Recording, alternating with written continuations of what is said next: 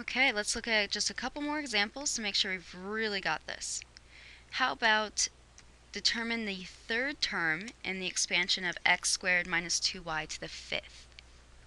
Okay, the third term. This means out of a possible 5 x's, I'm going to choose not 5, because that would be the first term, not 4, but 3. So out of all my x squareds, I'm choosing 3 of them, which means I'm choosing 2 of the negative 2y's. This gives me 5 factorial over 2 factorial, 3 factorial, x to the 6th, negative 2 squared is 4, y squared. As a side note, 5 factorial is 5 times 4 times 3 times 2 times 1 over 2 times 1 times 3 times 2 times 1, which reduces to 10 x sixth 4y squared, which gives me 40 x to the 6th y squared. That's how we find just the third term. Let's say I made this something different though. Or let's just do another example for fun.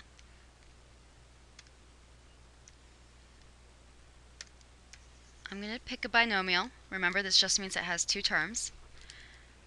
Let's use negative x plus 3y squared, and we'll raise this to the 8th. Let's say I wanted to figure out the 6th term. Try this on your own first, and then resume the video when you're ready to check your solution. Okay, if it's the 6th term of a possible 6 negative x's, or a possible 8, I'm choosing, let's see, the first term would be 8 over 8, then 8 over 7, 8 over 6, 8 over 5, 8 over 4, 8 over 3, 8 over 2, 8 over 1. So let's see, 1, 2, 3, 4, 5, 6. There's my 6th term. I'm using 8 choose 3, which means I have negative x to the 3rd, and then 3y squared to the 5th. There is an interesting pattern to notice that if I'm using the 6th term, my y is 1 less than that number. So going up here, when I chose the 3rd term, my y was 1 less than that number. I can also see the pattern up here. The first term, my y is a y to the 0. The second term, it's a y to the 1st. Third term, y second. Fourth term, y to the 3rd.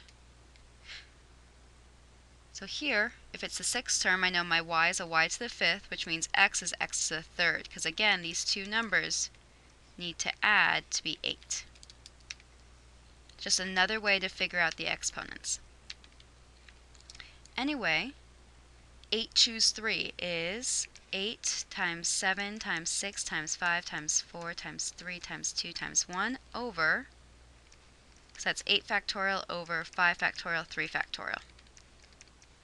So I get 5 times 4 times 3 times 2 times 1 times 3 times 2 times 1. The 5 factorial bits cancel out, and then 3 times 2 times 1 is the same as 6. So I get 8 times 7, which is 56. And that's my 8 choose 3.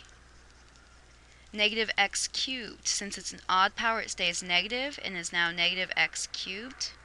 For 3y squared to the 5th, I raise my 3 to the 5th power, which is 243. And then y squared to the 5th is y 10th. I can then do 56 times 243. It gives me 13,608. It's negative because of the x.